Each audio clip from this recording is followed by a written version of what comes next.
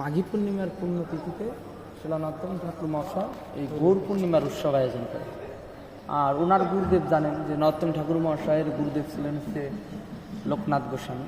লোকনাথ গোস্বামী তাকে বলছিলেন, যখন উনি গুরুদেবের কিছু আদেশ দেন যে তুমি যাও, তুমি খেতরিতে যা কী করবে, 3টা জিনিস পালন করবে, 3টা জিনিস করবে।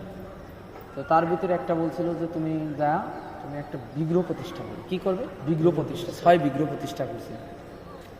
আর বিগ্রহ প্রতিষ্ঠা করবে, আর বৈষ্ণব সেবা দেবে, আর নাম সংকীর্তন করবে। এই 3টার ভিতরে তখন তিনি এসে বিগ্রহ প্রতিষ্ঠা করলেন এই গৌর পূর্ণিমার পুণ্যতিথিতে।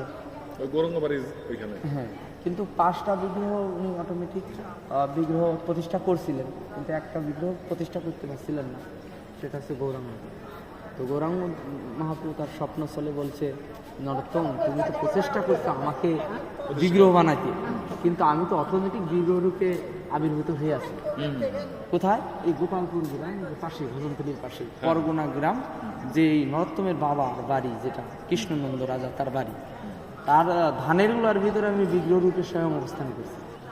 তুমি কি করো, আমার এই বিগ্রহ নিয়ে যাও, এটা প্রতিষ্ঠা করো। তুমি আমাকে বিগ্রহ প্রতিষ্ঠা করতে পারবে না, বিগ্রহ বানাইতে পারবে না। তো আর অন্য বিগ্রহগুলো উনি করছিলেন, করে প্রতিষ্ঠা করছিলেন, কিন্তু একটা বিগ্রহ পাচ্ছিলেন। সেটা পরবর্তীতে মহাপুরুষ স্বয়ং সেখানে সেই ধানের গোলার ভিতরে অনেক সাপ ছিল, তার ভিতরে আবির্ভূত হয়েছিলেন। সেখান থেকে পরবর্তীতে নিয়ে আসলেন। অনেক লীলা আছে, সুন্দর লীলা। তো যাই হোক, বলার উদ্দেশ্য হচ্ছে এই মাঘী পূর্ণিমার তিথিতে শ্রীমন্ত চৈতন্য মহাপ্রভু তার সপার্শ্বদ সমস্ত ভক্তবিন্দুকে নিয়ে এই খেতরিতে আবির্ভূত হয়েছিলেন, এই গৌরাঙ্গ। এই জন্য ওইটাকে বলা হয় গৌরাঙ্গ টাস।